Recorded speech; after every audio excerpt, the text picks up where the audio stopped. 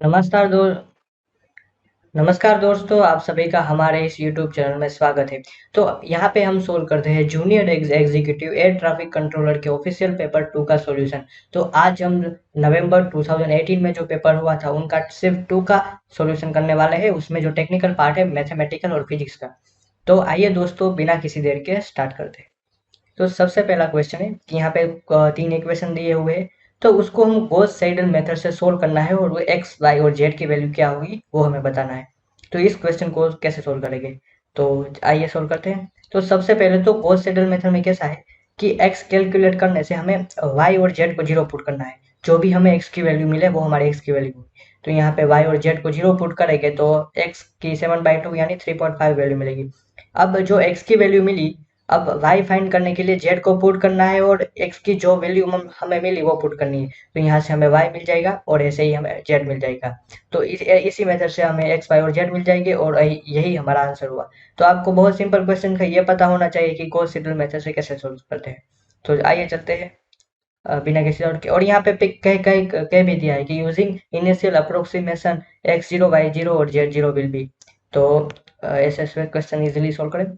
बढ़ते हैं next question की ओर। तो सॉल्यूशन ऑफ ये डिफरेंशियल इक्वेशन है उसका सॉल्यूशन हमें फाइंड करना है। तो सबसे पहले तो मैं ये यहाँ पे बता दूं कि यहाँ पे आपको डायरेक्ट डिफरेंशिएशन दिख जाएगा कि यहाँ के भी पावर 2 है और यहाँ एक्स की पावर 2 है और यहाँ डिफरेंशियल इक्वेशन की पावर 2 है। यहाँ पे 1 है और वहाँ पे यहाँ पे भी 1 है। तो ये Euler Kochi homogeneous linear equation है, या स्टैंडर्ड इक्वेशन है। तो इसको कैसे सोल्व करते हैं? X is equal to e to the power t. तो यहाँ पे हमें ये फॉर्म, ये मीन्स एक आप पढ़ेंगे तो एक स्टैंडर्ड फॉर्म ही है कि इसको Kochi Euler Kochi homogeneous differential equation को सोल्व करने से तो हमें इसमें यूज करते हैं। तो होमो जो ऑक्सिलरी इक्वेशन बनेगा वो क्या मिलेगा? डी स्क्वायर माइनस 3d+2, यानी उसके दो फैक्टर मिलेंगे, 2 और 1। अब ये स्टैंडर्ड इक्वेशन में हम पुट करेंगे और इजीली हमें इक्वेशन मिल जाएगी। तो बहुत इजी क्वेश्चन थे, कोई ज़्यादा डिफरेंशियल इक्वेशन नहीं था। ये बहुत फेमस क्वेश्चन है, पिछले फेमस क्वेश्चन है कि कोची यूलर होमोजेनियस से कभी क्वेश्चन आ जाते हैं। तो आप ये पढ़ लीजिएगा। चलिए बढ़ते हैं नेक्स्ट क्वेश्चन की ओर।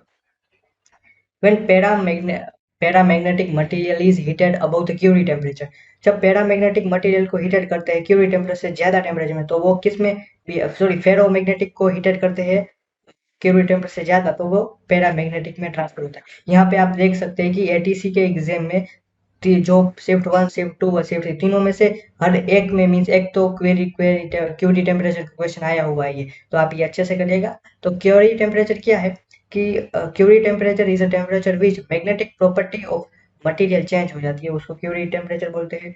तो यहाँ पे आप ये ससेप्टिव मैग्नेटिक ससेप्टिबिलिटी और टेम्परेचर का ग्राफ देख सकते हैं कि कैसे वो वेरी हो रहा है टेम्परेचर के साथ। अब थोड़े जानते हैं कि ये थोड़े आजू बाजू के क्वेश्चन की बात करें तो फेरोमैग्नेटिज्म किसे कहते हैं? कि फेरोमैग्नेटिज्म क्या है? Magnetic domain which align the same direction in magnetic material. The common example of ferromagnetic material are iron, nickel, cobalt और मेटल अलॉय। तो ये हो सकते हैं। एक इससे पिछले वाले पेपर में सिंपल क्वेश्चन पूछा था कि आयरन का क्यूरी टेम्परेचर कितना होगा और कोबाल्ट का क्यूरी टेम्परेचर कितना होगा। वो हम पीछे पीछे के क्वेश्चन सोल्व करेंगे तब देखें। तो यहाँ से बहुत क्वेश्चन एटीसी बहुत ज्यादा क्वेश्चन पूछता है। दूसरा है एंटी फेरो। यहाँ पे आप देख सकते हैं कि एंटी फेरो वर्ड से ही समझ में आ रहा है कि एंटी अलाइनमेंट होगा। Anti ferro magnetism is the presence of magnetic domain are alignment opposite direction in a magnetic material. और ये कंपाउंड बात करें तो this make a net net moment zero कर देते। This type of material is not anti ferro material. अब थोड़े in general बात करें तो 5 टाइप का मटेरियल हुआ। डायमैग्नेटिक पाथ, जो जब डायमैग्नेटिक वो परमानेंट डाइपोल मोमेंट शो ही नहीं करेगी, क्योंकि ये उसमें एक ऊपर इलेक्ट्रॉन घूम रहा है और एक नीचे घूम रहा है, तो नेट डाइपोल मोमेंट जीरो हो जाएगी। अब पैरामैग्नेटिक में क्या होगी? जीरो होगी या नेग्लिजिबल होगी। बट फेरोमैग्नेटिज्म में पैरेलल ओरिएंटेशन होता है। एंटी फेरो में the anti parallel orientation of equal moments, वो एंटी पैरो है। और फेरी मैग्नेटिक, तो यहाँ पे आप the anti parallel orientation of unequal moment, तो वो फेरी मैग्नेटिक है। इससे एटीसी बहुत क्वेश्चन पूछता है। यहाँ पे आप कंफ्यूज हो सकते हैं, तो आप एक बार जरूर देखिएगा। चलिए बढ़ते हैं नेक्स्ट क्वेश्चन की ओर। यहाँ पे हमने लिमिट दी हुई है, उसका आंसर फाइंड करना है। तो सिंपल, पहले तो 0/0 फॉर्म बन रहा है। यहाँ पे आप देख सकते हैं कि यहाँ 0/0 फॉर्म बन रहा है। एक्स की जगह 2 पुट करें तो 4-4 और 6-6 0 0, तो हम l'Hopital रूल लगाएंगे। तो l'Hopital रूल से 2x/3, इसका तो डिफरेंस 0 हो जाएगा बाई 3, तो यहाँ पे पुट करें तो 4/3 इजीली। लिमिट के क्वेश्चन बहुत इजी आए उसमें। चलिए बढ़ते हैं नेक्स्ट क्वेश्चन की ओर। यहाँ पे हमें दिया गया है कि in a dielectric constant the displacement vector D है और पोलराइजेशन वेक्टर पी है और इलेक्ट्रिक फील्ड वेक्टर ई है, तो हम एक्सप्रेशन उनके बीच में क्या होगा तो वो बताए। चलिए तो हम उसके बारे में थोड़ा जानते हैं। तो मैथमेटिकली इक्वेशन ये है कि D is equal to e not e plus P, जहाँ पे ई नोट क्या है वैक्यूम परमिटिविटी, पी क्या है पोलराइजेशन वेक्टर और ई क्या है इलेक्ट्रिक फील्ड और डी क्या है डिस्प्लेसमेंट वेक्टर। और ये मीन्स आपने 12th किया होगा तो उसमें फॉर्मूला आया होगा, यहाँ से आप डेरिवेशन देखना चाहे तो यहाँ पे आप डेरिवेशन भी देख सकते हैं। चलिए बढ़ते हैं नेक्स्ट क्वेश्चन की ओर। Two source of monochromatic light are be coherent if the light wave produce them have a same. तो कोहेरेंट होने के लिए क्या जरूरी है, तो पहले यहाँ पे क्या मोनोक्रोमेटिक है, मोनोक्रोमेटिक यानी कि सेम वेवलेंथ हो तो उसको मोनोक्रोमेटिक वाइल मोनोक्रोमेटिक लाइट बोलते हैं। जो ऑल्सो में अब लेमड़ा इज अब फ्रीक्वेंसी के बाद सी बाई लेमड़ा, तो सिंगल फ्रीक्वेंसी ही होगी और सिंगल वेवलेंथ होगी। यहाँ पे आप देख सकते हैं कि कांस्टेंट फेज डिफरेंस हो ना तो उसको कोहेरेंट बोला जाता है। तो मोनोक्रोमेटिक और कोहेरेंट लाइट होने के लिए क्या जरूरत है कि कांस्टेंट फेज डिफरेंस और फ्रीक्वेंसी शुड बी सेम। तो ये दोनों होने से हमारे जो लाइट सोर्स होगा वो कोहेरेंट लाइट सोर्स मिलेगा हमें और मोनोक्रोमेटिक कोहेरेंट साइंस मिलेगा। यहाँ पे नीचे नीचे एक क्वेश्चन पूछता हूँ कि मोनोक्रोमेटिक कोहेरेंट सोर्स के आपके जो कौन सी लाइट इमिट करते हैं। अब मैं एक एग्जांपल लेता हूँ कि सोडियम लैंप है, वो कौन सी वेवलेंथ और कैसी प्रकार की लाइट इमिट करते हैं वो आपको कमेंट बॉक्स में बताना है, वो कोहेरेंट है या नहीं। तो ये आप कमेंट बॉक्स पे कमेंट कर सकते हैं। मैं अगर आंसर लगा तो मैं आपको पिन कर दूंगा ये कमेंट बॉक्स में। विच of the following incident light wave front the most suitable for observing a single set deflection pattern. अब सिंगल सेट डिफ्लेक्शन पैटर्न के लिए कौन से वेव फ्रंट मोस्ट सुटेबल है, तो इसका सही आंसर है सी प्लेन वेव फ्रंट ओनली। तो आइए जानते हैं कि वेव फ्रंट क्या है, कि डिफ्रैक्शन क्या है। पहले तो it is a tendency of a wave emitted from a finite source or passing through a finite apparent to spread out over its propagate। तो यहाँ से कोई लाइट इंसिडेंट आ रहा है और यहाँ पे डिफ्रैक्ट कर रहा है, मीन्स अपने पास से थोड़ा डेविएट हो रहा है, तो उसको हम क्या कहेंगे डिफ्रैक्शन कहेंगे। इसमें सिंपल लैंग्वेज में समझाया, बाकी वो उसी तरह डेफिनेशन यहाँ आप पढ़ सकते हैं। To observe phenomena diffraction from a ceiling incident the plane wave front is most suitable wave front. और अब आइए जानते हैं कि वेव फ्रंट के बारे में क्या हुआ। स्पेरिकल एक पॉइंट सोर्स है, उसमें से कोई वेव फ्रंट जनरेट हो रहे हैं तो उसको क्या कहेंगे स्पेरिकल वेव फ्रंट कहेंगे। और दूसरा एक लाइन सोर्स है, उस यहाँ पे लाइन सोर्स है तो उससे वेव फ्रंट जनरेट हो रहे हैं तो वो सिलेंड्रिकल टाइप है होगी। अब इनफाइनाइट पे कोई पॉइंट रखा हुआ है, वहां पे से कोई आ रहा है तो मीन्स जो वो हमारे मीन्स वेव फ्रंट हो गए वो क्या हो गए infinite means plane plane wave front हो गए। तो यहाँ पे एक कंफ्यूजन पॉइंट भी है, वो भी पढ़ सकते हैं जो आपको एग्जाम में बहुत हेल्प करेगा। चलिए बढ़ते हैं नेक्स्ट क्वेश्चन की ओर। अब ये क्वेश्चन कर रहा है जनरल सॉल्यूशन, इसका जनरल सॉल्यूशन क्या होगा। तो ऐसे क्वेश्चन को सोल्व करने का बहुत इजी तरीका बताता हूँ। यहाँ पे इन दोनों को साथ में लीजिए, एक हमें एक सॉल्यूशन मिल जाएगा और इन दोनों से सोल्व करने से दूसरा सॉल्यूशन मिल जाएगा। तो सिंपल सवाल, इन दोनों को साथ में लिया, ये इक्वेशन मिल गया, अब इंटीग्रेशन कर दिया, पहला इक्वेशन सोल्व। ऐसे ही दूसरा इक्वेशन सोल्व। सिंपल क्वेश्चन, बहुत इजी।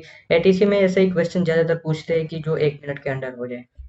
ये क्वेश्चन करने में शायद 1 मिनट का टाइम भी नहीं।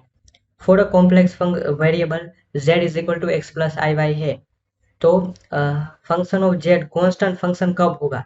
अब कांस्टेंट फंक्शन कब होगा वो बताने को कहा है कि चलिए आइए जानते हैं। अब एनालिटिकल फंक्शन किसे कहते हैं, जो एफ जेड फंक्शन है एनालिटिकल कब कहेगी कि कॉम्प्लेक्स प्लेन में region R of complex plane if f z derivative of each point is single value, हमें उसका वो डिफरेंशिएबल है पूरे कॉम्प्लेक्स प्लेन में, तो हम उसके एनालिटिकल फंक्शन कहेंगे कि F Z should be analytical at a point z if interior point of some region is z is analytical. A function which analytical entire complex point is called entire function for polynomial sin z cos z, उसको a function constant if in only analytical region given। तो यहाँ पे है कि यहाँ पे हमारा answer है कि हिंज ये चारों से हम कंक्लूजन लगा सकते हैं कि हमारा एनालिटिकल फंक्शन एफ जेड है, which will be constant function if f is bound function get differentiable of जो हर एक पूरे कॉम्प्लेक्स प्लेन जेन में डिफरेंशिएबल हो, तो उसको हम एन एनालिटिकल फंक्शन बोलते हैं। तो इससे हमें ये कंक्लूजन मिलता है जब कांस्टेंट फंक्शन होता है। कांस्टेंट फंक्शन यानी f2 is equal to 1, mean ऐसे ये हम सिंगल एग्जांपल है, ऐसे आप कांस्टेंट फंक्शन की प्रॉपर्टी कॉम्प्लेक्स में पढ़ सकते हैं।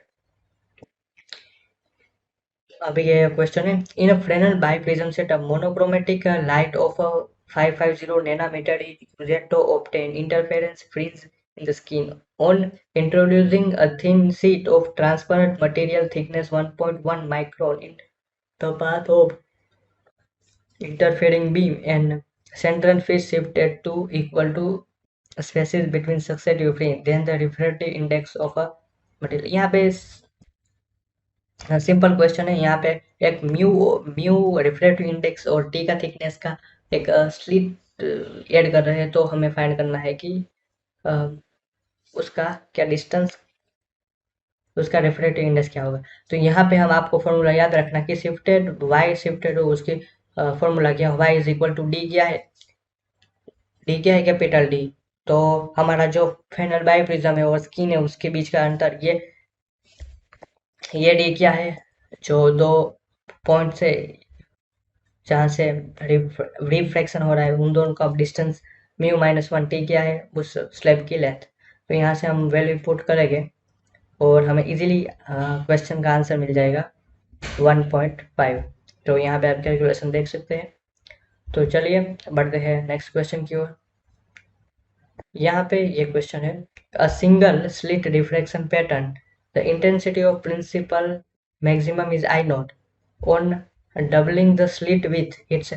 अब यहाँ पे हमें प्रॉपर्टी बताइए कि diffraction on a bending phenomena of light which light coherent source therefore interference with itself and produce a disruptive pattern on the skin called the diffraction pattern। यहाँ पे हम देख सकते हैं कि यह डिस्टेंस डी है, यहाँ पे फर्स्ट सेंट्रल मैक्सिमा मिल रहा है और धीरे धीरे ये मैक्सिमा कम हो रहा है।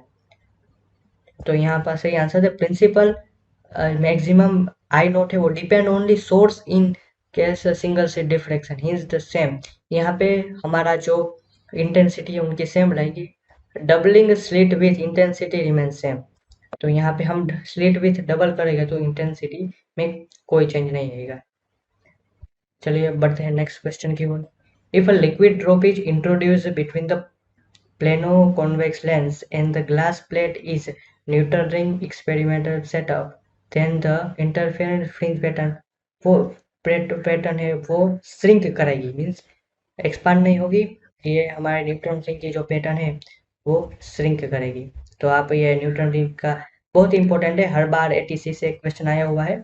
और यहाँ पे एक जो nth ब्राइट रिंग का फॉर्मूला है वो यहाँ पे याद सकते हैं, nth डार्क रिंग का फॉर्मूला यहाँ पे है, और diameter of neutral ring is inversely proportional to refractive index.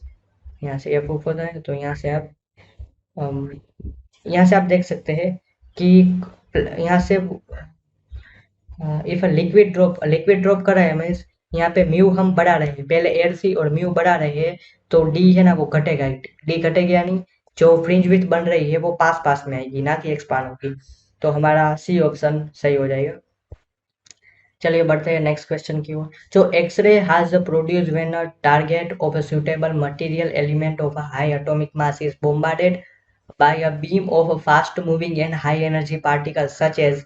तो सबको पता होगा कि एक्सरे क्या है, एक्सरे एक इलेक्ट्रोमैग्नेटिक वेव है, नॉट मैकेनिकल वेव, वो स्पेस में वैक्यूम में भी ट्रैवल कर सकती है। और जो ये बीम है वो फास्ट मूविंग इलेक्ट्रॉन्स के बीम होते हैं। तो यहाँ पे हमारा बी ऑप्शन है वो सही हो जाएगा। और ये एक्सरे है वो 1895 में रोंजन ने फाइंड किया था, और ये जब पहला एक्सरे लिया गया था वो रोंजन की वाइफ का हाथ का फोटोग्राफ था। तो ये एक इंस्ट्रक्टिंग फैक्ट है। और उसकी फ्रीक्वेंसी क्या है, 10⁻16 टू 10⁻19 हर्ट्ज है। और यहाँ से आप उसका f is equal to c by lambda से वेवलेंथ भी निकाल सकते हैं। चलिए एक्सरे से भी हर एक बार मीन्स एक क्वेश्चन आने का चांसेस है। तो चलिए आगे बढ़ते हैं नेक्स्ट क्वेश्चन की ओर। The speed of fast moving particle whose total energy is twice the mass energy of a particle rest at nearly, तो यहाँ पे जो रेस्ट मास एनर्जी है वो क्या होगी, E naught is equal to M C square. अब total energy क्या है, E is equal to gamma M C square, वहां पे गामा क्या है 1/v² माइनस सी स्क्वायर। अब क्या है कि टोटल एनर्जी है वो 2 times of rest mass energy बोला है, तो यहाँ से हमें गामा की वैल्यू क्या मिल जाएगी, गामा की वैल्यू 2 मिल जाएगी, और यहाँ पुट करेंगे तो हमें सी मिल जाएगा 0.87। तो ये बहुत मीन्स कैलकुलेटिव थोड़ा क्वेश्चन था, यहाँ से आप एटीसी के एग्जाम में थोड़ी रूट में और उस कैलकुलेशन में थोड़ी दिक्कत आ सकती है, बाकी क्वेश्चन बहुत 1 मिनट में हो जाने वाले इजी होते हैं। The ability of a magnet optical instrument by which can separate image of a too close object is noted, तो उसे हम रिजोल्विंग पावर कहते हैं। तो ability to optical instrument in which can separate, हम दो image separate images of a too close object, तो उसको हम रिजोल्यूशन पावर कहते हैं, उसका आंसर बी सही होगा। चलिए बाकी भी पावर देखते हैं कि मैग्नीफाइंग पावर कहते हैं। In case of the magnifying power means how large lens और mirror image compare to the object, तो ऑब्जेक्ट के मुताबिक कितना है इमेज, तो उसके कंपेयर में मैग्नीफाई पावर कहा जाता है। Magnify power is a ratio of focal length FC of object and focal length of, तो m होगा कि वो क्या होगा F O upon F E. अब ऑप्टिकल पावर कैसे कहते हैं, optic power it is also known dioptre power is means dioptric power, तो उसको हम डायोप्टर में मेजर करते हैं। ऐसा भी क्वेश्चन पूछा गया है कि डायोप्टर का यूनिट क्या होगा, मीटर इनवर्स का यूनिट होगा। It is started to degree of convergence और डाइवर्जन ऑफ लाइट, यहाँ पे डी मीन्स डायोप्टर की वैल्यू कन्वर्जन के लिए पॉजिटिव और डाइवर्जेंस के लिए नेगेटिव होगी। Mathematically P is equal to 1/f होगा। डिस्पर्जन पावर क्या होता है कि angular dispersion upon mean deviation होता है डिस्पर्जन पावर। तो नेक्स्ट क्वेश्चन की ओर बढ़ते हैं। यहाँ पे शुगर सॉल्यूशन है, उसकी लेंथ 20 सेंटीमीटर है, वो ऑप्टिकल रोटेशन 30 डिग्री का दिखाती है, और अब उसका जो सॉल्यूशन है उसको 1/3 डाइल्यूट करने से उसकी लेंथ 30 मीटर है, तो बताइए ऑप्टिकल रोटेशन कितना होगा। तो यहाँ पे हमको एक फॉर्मूला याद होना चाहिए कि जो स्पेशियल रोटेशन है इज थीटा, थीटा अपॉन सी, सी क्या है कॉन्सेंट्रेशन और एल क्या है लेंथ, तो सेम सॉल्यूशन है, शुगर का ही सॉल्यूशन है, तो ये मीन्स शुगर की प्रॉपर्टी है, शुगर के सॉल्यूशन की प्रॉपर्टी यानी सेम रहेगा। यहाँ से थीटा वन कितना है 30, यहाँ पे सी वन पहले सी था बाद में c/3 हुआ, यहाँ पे लेंथ 20 सेंटीमीटर, यहाँ पे लेंथ 30 सेंटीमीटर, और यहाँ से आप जब थीटा टू फाइंड करेंगे तो 30/2 यानी कि 7.5 इजीली मिल जाएगा, 6.5 इजीली आंसर मिल जाएगा। चलिए अब नेक्स्ट क्वेश्चन की ओर। द लेंथ ऑफ कर्व, ये कर्व की हमें लेंथ निकालनी है, तो हम कैसे करेंगे, सबसे पहले तो हमें जो कर्व की लेंथ निकालनी है तो उसका एक फॉर्मूला याद होना चाहिए कि जो पैरामेट्रिक फॉर्म में ये कर्व दिया हुआ है, तो हमें उसका या फिर ऐसा भी कर सकते हैं कि आप इस पे पैरामेट्रिक फॉर्म और सिंपल फॉर्म में कन्वर्ट करें और बाद में सिंपल फॉर्मूला लगाए, बट पैरामेट्रिक फॉर्म से कुछ इजीली इतना टफ नहीं होगा। यहाँ से 3t कॉमन मिलेगा, इसको कुछ डिफरेंस नहीं होगा हो रहा है, तो यहाँ आप इजीली सब्सटीट्यूशन करके इंटीग्रेशन करेंगे तो उसकी लेंथ बहुत इजीली मिल जाएगी। तो चलिए बढ़ते हैं नेक्स्ट क्वेश्चन की ओर। यहाँ पे बोला है कि एक कॉम्प्लेक्स फंक्शन एफ जेड है, यू और वी बताना है हमें, तो यू दिया गया है, वी बताना है। तो यहाँ मैं बताता हूँ कि आप ट्राई एंड एरर्स मेथड से ये क्वेश्चन को सोल्व करें तो बहुत ईजी होगा। तो पहले में इसको हमें कोची ये एनालिटिकल फंक्शन है बताया है, तो एनालिटिकल फंक्शन के लिए यहाँ यहाँ जो मेथड बताई है वो मिस लेंथी मेथड है, मैं आपको वैसे भी कर सकते हैं बट मैं आपको सिंपल बताता हूँ कि एनालिटिकल फंक्शन होने से पहला कंडीशन क्या है, del U by del X. अब del U by del X find करें तो इसकी वैल्यू 5 आएगी और इसकी 5 + 2y वैल्यू आएगी। अब इनमें से किसकी, अब v फाइंड करेंगे, जो हमारा v होगा उसकी भी वैल्यू सेम आनी चाहिए तब ये फंक्शन एनालिटिकल, अब ये एनालिटिकल है वो तो बता दिया है। तो यहाँ पे हम चारों इक्वेशन फाइंड करेंगे, उसमें से किसकी वैल्यू है वो कितनी 5 + 2 y आ रही है, 5 + 2 y किसकी इक्वेशन है, किसकी वी वी में से आ रहा है। तो पहले यहाँ पे हम सोल्व करते हैं, तो del v by del y 2y, इसका वैल्यू 2y आ रही है, इसमें कितना -2y -5x आ रहा है, और यहाँ पे भी +2x प्लस, यहाँ पे +2x प्लस 5y आ रहा है। तो बट यहाँ पे हम दूसरा भी ये और ये भी इक्वेशन है, +2y+5 आ रहा है, यहाँ पे 5x आ रहा है, तो हमारा ये फोर्थ इक्वेशन है वो सही हो जाएगा। आप यहाँ पे दूसरे तरीके से करना चाहे तो दूसरे तरीके से भी कर सकते हैं कि यहाँ पे dv क्या है कि dv upon dx total derivative, यहाँ पे del v by del x वो भी x है, यहाँ पे v बाई है।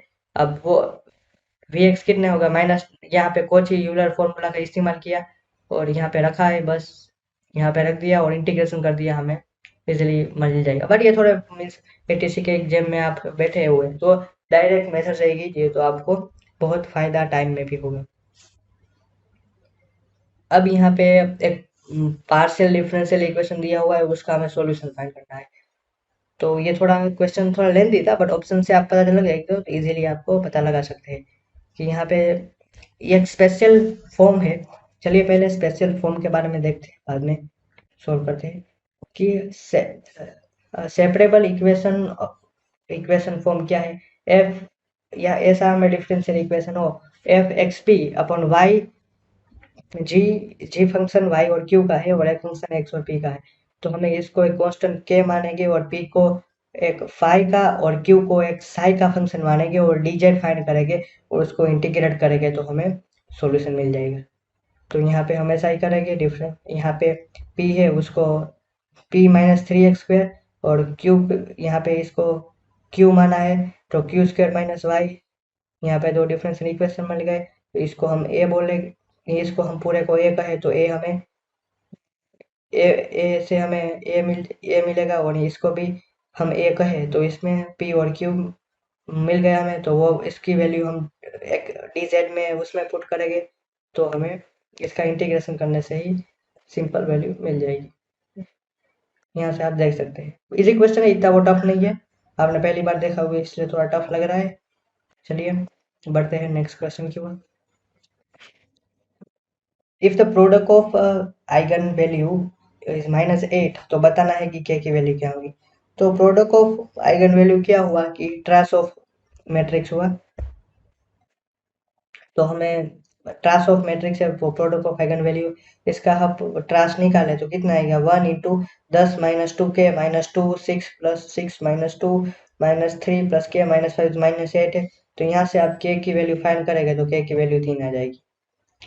चलिए बढ़ते हैं नेक्स्ट क्वेश्चन की ओर।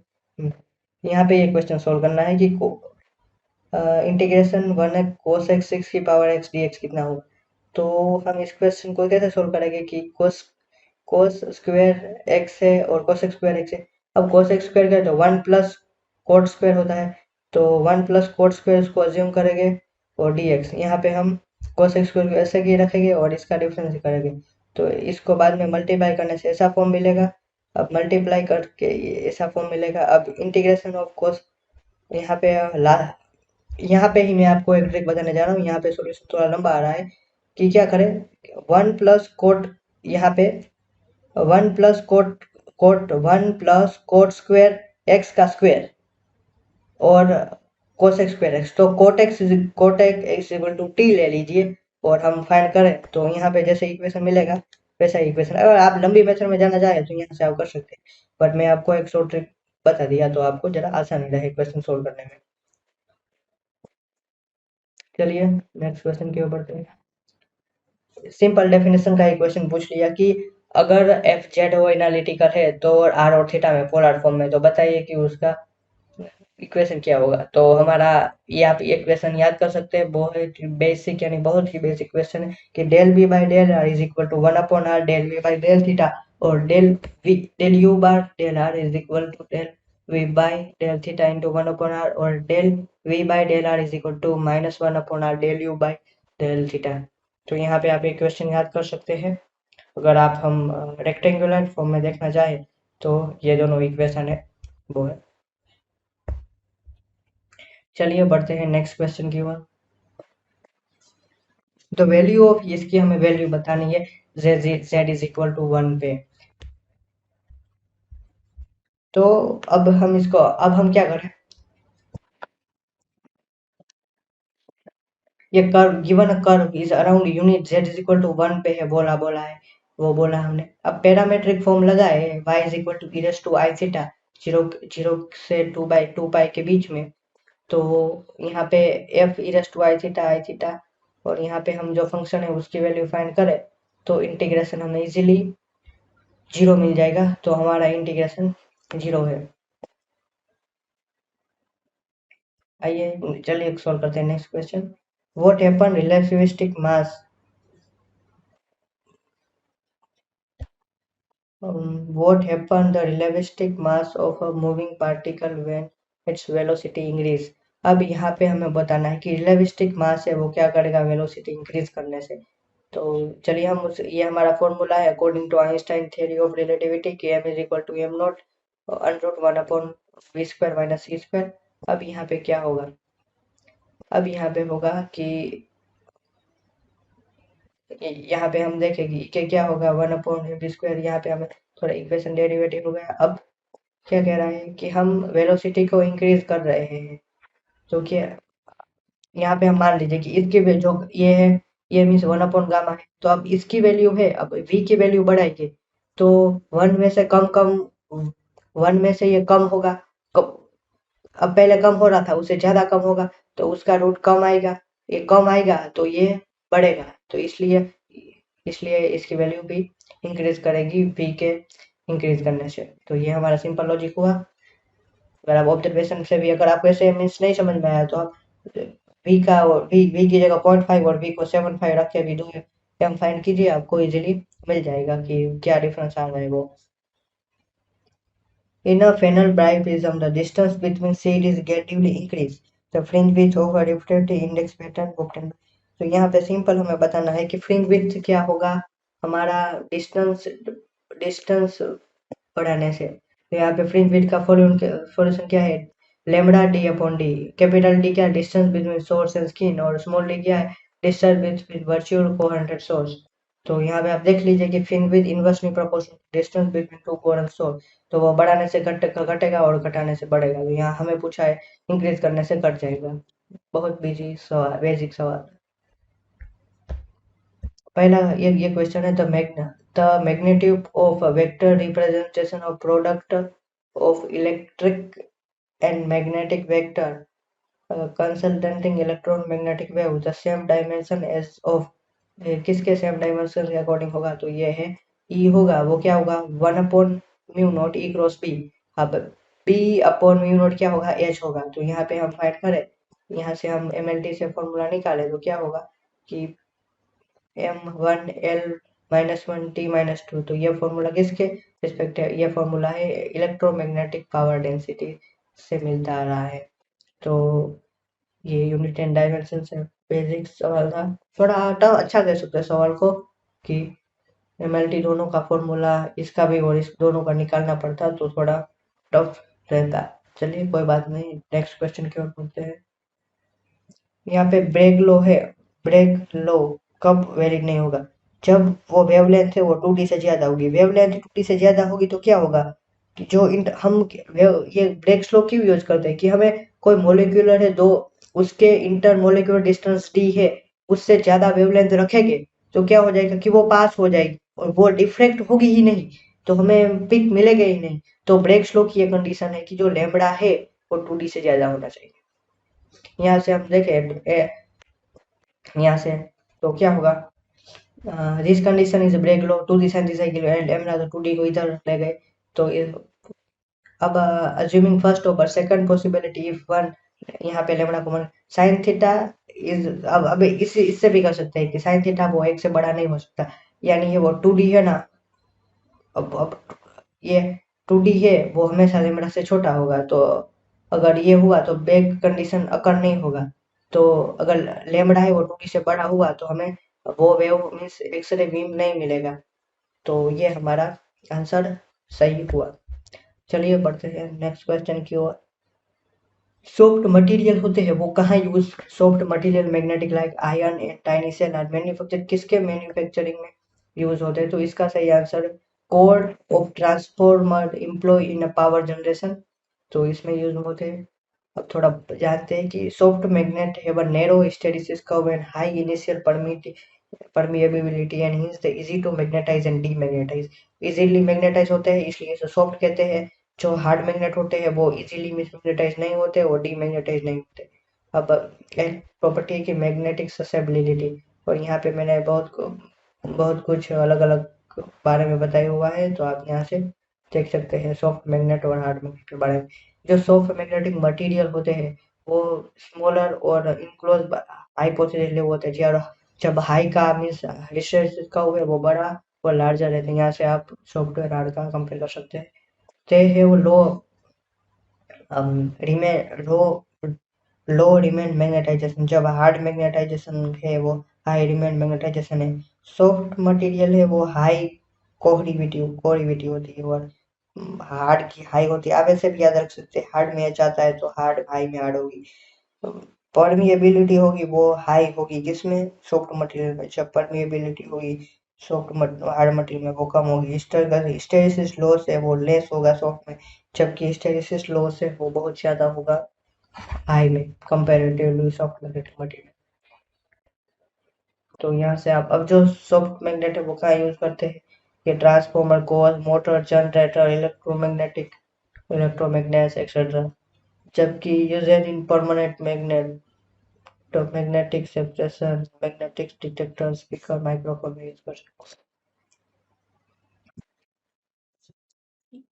इन एन इनर्शियल फ्रेम में क्या होता है कि move with uniform velocity v और रेस्ट। तो ये सिंपल क्वेश्चन था न्यूटन लॉ ऑफ मोशन का।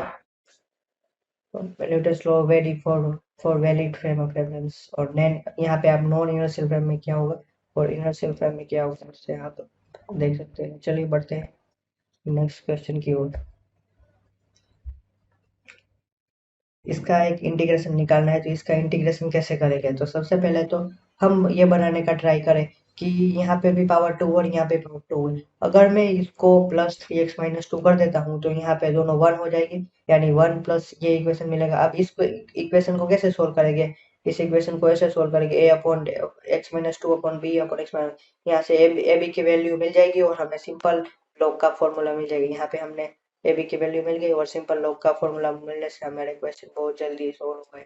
बहुत इजी क्वेश्चन, ऐसा पूछते हैं टीसी एक बार।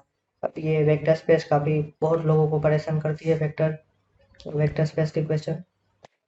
तो अब ये वेक्टर स्पेस के क्वेश्चन क्या है कि consider two subset of R square is given as S one दिया है 1 माइनस 2 और 3 5 और एस टू दिया है 1 1 और 0 0। देन क्या होगा वो बताने कि S1 बेसिस फॉर R2 है और S2 बेसिस फॉर R2 नहीं है। तो वो कैसे है वो चलिए बताते हैं। तो every basis for vector Rn is consist of n vector है। लेट हम मान लेते हैं कि S to be subset of vector Rn basis linearly independent spanning of vector Rn. A set of v1, v2, vp in a vector v is said to be linearly independent if vector equation c1 v1 c2 v2 is equal to 0, then has only trivial solution। या only trivial solution क्या होगा, c1 c2 सबकी value 0 होगी। this said to be linearly dependent इसको बोलेंगे। तो यहाँ पे हम कैलकुलेशन से फाइंड करें। अब a और b हम ले तो a plus 3b is equal to 0 minus 2 plus 5b is equal to 0। तो a और b दोनों 0 मिल गए, यानी कि वो लिनियरली इंडिपेंडेंट है। अब इस इक्वेशन में फाइंड करेंगे तो a means a and b can be real, कोई भी मीन्स रियल नंबर हो सकता है। तो हमें ट्रिवियल सॉल्यूशन क्या होगा कि वो डिपेंड कर रहा है। तो हमें S1 हो है वो बेसिस ऑफ R2 है और S2 होगा वो बेसिस ऑफ R2 नहीं है। यहाँ पे हमने एक इक्वेशन बता दिया हुआ है कि standard observe basis R2 is even E2। हम उसको लिनियरली ट्रांसफॉर्मेशन और reflect through x is equal to minus x1 से हमें रिफ्लेक्ट कराना है। तो क्या होगा, तो यहाँ पे हम x2 है वो mx1 ले ले रिफ्लेक्स का, तो यहाँ से हम फाइंड करें m की जगह मीन्स यहाँ पे हमें -1 दिया गया हुआ है। तो ये हमें मीन्स ये रिफ्लेक्शन थ्योरम से हम ये फॉर्मूला है standard form of reflection theorem, और यहाँ से इसको रखेंगे तो इजीली हमें आंसर मिल जाएगा। यहाँ पे अब बोला है कि xn और yn are real sequence of let 0 xn बड़ा है 0 से और एक्सेल से भी y बड़ा है तो क्या होगा? इसका सही आंसर होगा डी, कि जब वाई एन कन्वर्जन है तो डेफिनेटली हम बोल सकते हैं कि ये एक्स एन भी कन्वर्जन है। तो इसको कंपैरिजन टेस्ट कहा जाता है। आप कन्वर्जन एंड डाइवर्जन की थियरी पढ़ेंगे तो आप उसमें आपको ये एक थियरम के अकॉर्डिंग एक स्टेटमेंट ही बताया जाता है। अब यहाँ पे दो कॉम्प्लेक्स नंबर Z1 और Z2 के बीच में हमें कोई रिलेशन है वो बताना है। तो यहाँ पे सिंपल फोर्थ इक्वेशन बहुत सही है। तो यहाँ पे आप इसको प्रूव करेंगे तो Z1 प्लस Z2 का स्क्वायर प्लस यहाँ पे ये आएगा Z1 प्लस Z2 का स्क्वायर, यहाँ पे Z1 माइनस Z2 का स्क्वायर। अब दोनों को ऐड करें तो ये इक्वेशन मिल जाएगी। यहाँ पे मैं बात करूँ तो एटीसी के में ऐसे ही बहुत थ्योरम वाले क्वेश्चन पूछते हैं।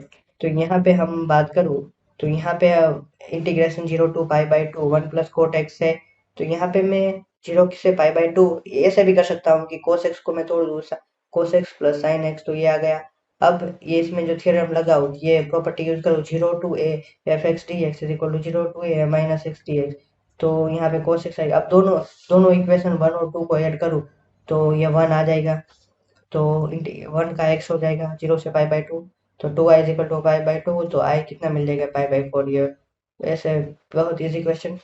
When a beam of ordinary light is pass through calcite crystal से होती है तो हमें ई और आर मिलते हैं, तो वो क्या होंगे? तो यहाँ पे एक कैल्साइट क्रिस्टल की एक बहुत बड़ा एडवांटेज है कि वो दोनों पार्ट मिलते हैं, वो पोलराइज मिलती है।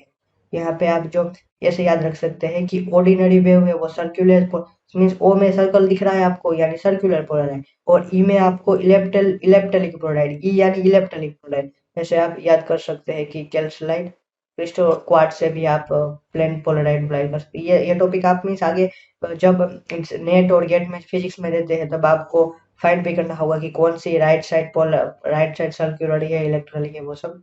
तो यहाँ पे एटीएसएम के एग्जाम में इतना ज़्यादा इंपॉर्टेंट नहीं है बट पूछ भी सकते हैं। तो यहाँ से ये कैल्कुलेशन की एप्लीकेशन है कि जो दोनों एक्स्ट्रा ऑर्डिनरी रहे और ऑर्डिनरी रहे वो दोनों पोलराइज होगी। यहाँ पे बताना है कि दो इक्वेशन है उनके नो सॉल्यूशन कब नहीं होंगे। तो नो सॉल्यूशन के होने के लिए क्या बताया कि ये 10वीं का क्वेश्चन हो गया कि ये नो सॉल्यूशन होने ये दो इक्वेशन है a1x plus b1y is equal to c, a2x plus b2y is equal to c2। तो यूनिक सॉल्यूशन कब होंगे? इन दोनों का रेशियो सेम नहीं होगा तब यूनिक सॉल्यूशन, तीनों सेम है तब इनफाइनाइट सॉल्यूशन। एक भी ए और बी सेम हो पर c1/c2 के सेम ना हो तब क्या होगा? No solution. तो यहाँ पे थर्ड वाला केस कब होगा? जब lambda is not equal to 6 होगा। बाकी के अकॉर्डिंग हमें मीन्स बाकी से कुछ भी वैल्यू रखे 6 से हमें इनफाइनाइट सॉल्यूशन, जब 6 नहीं है तब हमें नो सॉल्यूशन मिलेगा।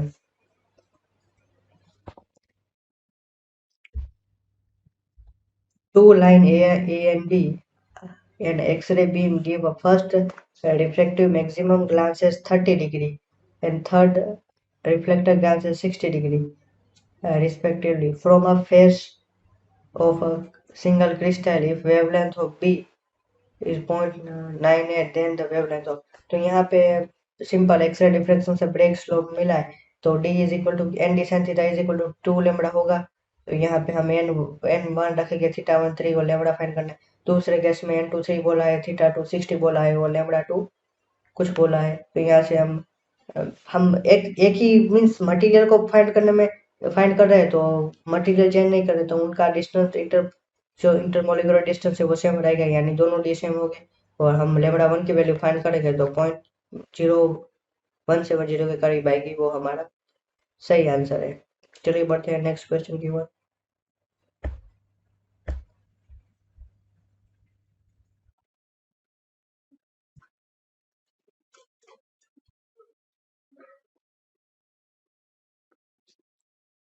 यहाँ पे हमें एक इक्वेशन दिया हुआ है, अब उसका क्या करना है? Apply to false position of one time. तो यहाँ पे 0 और 1 के बीच में हमें ये इक्वेशन दिया हुआ है तो उसका फॉल्स पोजीशन निकालना है। तो अब ये मीन्स आई थिंक मिस्टेक है, फॉल्स नहीं रेगुलर फॉल्स मेथड से सोल्व करेंगे। तो यहाँ पे इन दोनों के बीच में एक रूट लाई कर रहा है और वो रूट क्या होगा? x plus x1 divide by 2 यानी कि 0.5 होगा, या फिर इस ये फॉर्मूला का आप पे इस्तेमाल कर सकते हैं। Falsi method is guarantee to conversion. तो यहाँ से आप इजीली ये फॉर्मूले से क्वेश्चन को सोल्व कर सकते हैं। आंसर आएगा बी 0.5। यहाँ पे अब कर्व दिया है x plus y cube minus y minus x cube is equal to 6। हमें टेंजेंट लाइन का इक्वेशन निकालना है 0.1 के। अब कुछ नहीं, यहाँ पे हम टेंजेंट क्या होता है D Y by D X, अब इसका डिफ्रेंशिएशन करेंगे और यहाँ पे D Y by D X मिल गया, उसकी जगह 1 - 1 पुट करेंगे और हमें हमारा स्लोप मिल जाएगा। बहुत ईजी क्वेश्चन, 30 सेकंड में बन जाने वाला क्वेश्चन। यहाँ पे एक बात बता दूं कि यहाँ पे जो डिफरेंशियल होगा वो मल्टीप्लाई रूल से होगा। फर्स्ट कांस्टेंट दूसरे का डिफरेंशिएशन, दूसरा कांस्टेंट फर्स्ट का डिफरेंशिएशन। यहाँ पे ये ध्यान रखना कि यहाँ प्लस माइनस में गलती ना हो, बाकी क्वेश्चन बहुत इजी है। यहाँ पे हमें एक फंक्शन दिया हुआ है y is equal to x n minus one log x. अब बताना है कि nth डेरिवेटिव क्या होगा। तो हमें फर्स्ट डेरिवेटिव फाइंड करें तो फर्स्ट कांस्टेंट सेकंड का डिफरेंशिएशन, बाद में सेकंड कांस्टेंट फर्स्ट का डिफरेंशिएशन। तो यहाँ पे हम x, यहाँ को x को यहाँ पे ले जाए तो एक्स वाई वन क्या मिला, ये मिल गया। अब एक्स वाई वन हमें ये मिला तो इसकी जगह हम y रखेंगे तो ये मिल गया। तो अब सेकंड टाइम,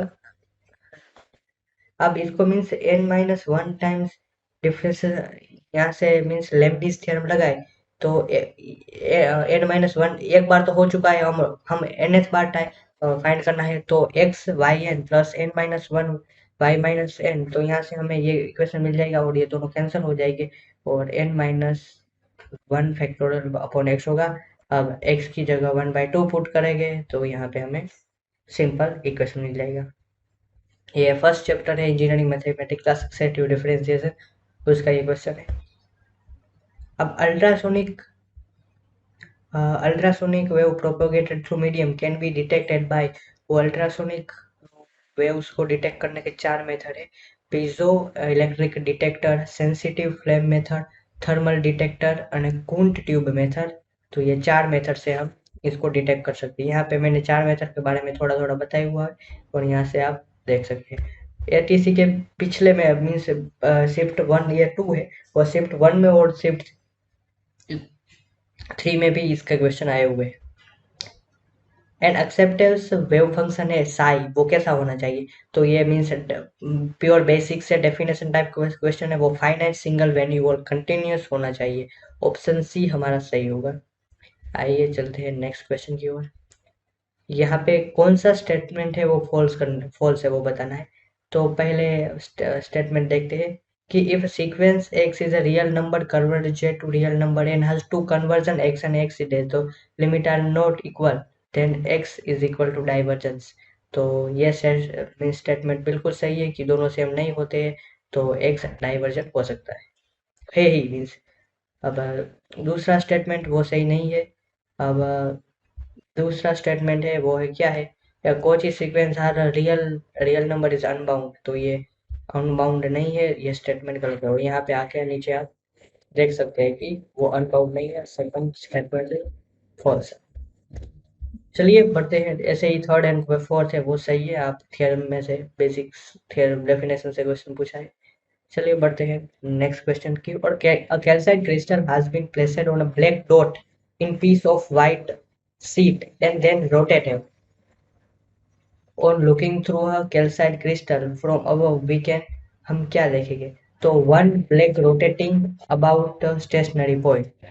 तो ये है, आप यहाँ से इनका सॉल्यूशन देख सकते हैं कि क्या होगा। यहाँ पे हमें कैसा एक्सीडेंट में आगे क्वेश्चन किया वैसे एक्स्ट्रा ऑर्डिनरी वेव होगी और ऑर्डिनरी वेव होगी। जो एक्स्ट्रा ऑर्डिनरी वेव होगी वो बेंट होगी, रिफ्लेक्ट होगी and angle travel through medium. But जो ऑर्डिनरी वे है pass through medium is unchange. तो double reflection can be observe compared into material of glass और कैल्साइट। तो यहाँ पे हमें सही आंसर है कि one black rotating about other stationary dot. तो हमारा ऑप्शन है सही होगा। डाइइलेक्ट्रिक डाइइलेक्ट्रिक लूजेस में भी अकर ड्यू टू पोलराइजेशन, हमने फॉर्मूला भी देखा था। तो यहाँ पे dielectric substance entering electric field, तो लॉस कितना होगा उसका भी यहाँ पे आप फॉर्मूला याद कर सकते हैं। चलिए बढ़ते हैं नेक्स्ट क्वेश्चन की ओर। हमारा नेक्स्ट क्वेश्चन है which of the following particle in motion having same kinetic energy and longest wavelength. यहाँ पे हमारा ये तीसरी बार तीनों शिफ्ट में सेम क्वेश्चन है कि इसका सही आंसर है कि लॉन्गेस्ट वेवलेंथ होगी। तो यहाँ पे हम सोल्व करें तो p square is equal to 2m से हमें p मिल जाएगा, ये है। अब हाँ, पिछले पेपर में बात करें तो पिछले पेपर में थोड़ा डिफरेंट था, कंसेप्ट फॉर्मूला यही लगा था, बट यहाँ पे मोमेंटम बताना है कि मोमेंट, यहाँ पे पार्टिकल मोशन से तो लॉन्गेस्ट वेवलेंथ, सॉरी यहाँ पे वेवलेंथ ही बताना है। तो डी ब्रोगली वेवलेंथ से यहाँ पे एच है वो इनवर्सली प्रोपोर्शनल टू पी है, वो डी ब्रोगली वेवलेंथ है। अब P is proportional to 1/m2, जिसका मास ज़्यादा उसकी वेवलेंथ कम। तो यहाँ पे लॉन्गेस्ट वेवलेंथ बतानी है, पिछले पेपर में शॉर्टेस्ट वेवलेंथ बतानी थी, यानी मास भारी उसकी शॉर्टेस्ट वेवलेंथ होगी, तो इसका मास कम उनकी लॉन्गेस्ट वेवलेंथ होगी, तो इसका सही आंसर है नीलम। A diffraction pattern due to single slit which obtain a beam of red light on replacing a violet। अब बताना है कि हमें क्या होगा। तो हम विग्योर विग्योर की तरह याद रखें, तो जैसे जैसे विग्योर की तरफ बढ़ते हैं तब वेवलेंथ बढ़ती जाती है। अब वेवलेंथ बढ़ती हो गई, अब मिनिमा और मैक्सिमा में भी क्या हो जाएगा, वो बढ़ेगा। यहाँ पे आप फॉर्मूला से दे सकते हैं कि वो भी यहाँ पे बढ़ेगा, तो यहाँ पे हमारा diffraction band become narrow and crowded again. अब देखिए सिंपल, अब क्या होगा, हमारा डिफ्रैक्शन कोएफिशिएंट इस पे डिपेंड करता है। अब ये बढ़ेगा, अब वेवलेंथ बढ़ेगी तो क्या होगा, साइन थीटा भी बढ़ेगा। यहाँ पे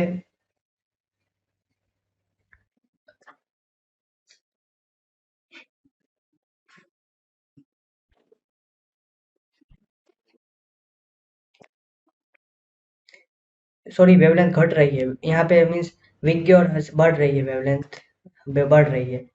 यहाँ पे 380 से 720 इसकी वेवलेंथ है, विग्योर मीन्स वेवलेंथ बढ़ रही है। तो यहाँ पे मिनिमा मैक्सिमा इस तरफ होगा, तो ये भी मिनिमा और मैक्सिमा की वैल्यू भी बढ़ जाएगी यहाँ पे।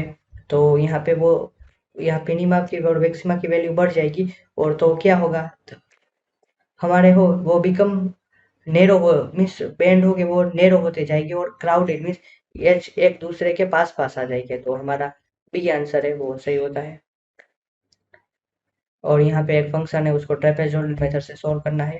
तो कैसे सोल्व करेंगे, ये क्वेश्चन पिछली बार से थोड़ा टफ है, कि यहाँ पे क्या है कि उसका फंक्शन का स्क्वायर दिया है, ट्रेपेजोइडल मेथड है कि फंक्शन हो तो यहाँ पे ये फॉर्मूला यूज करके हम निकाल सकते हैं।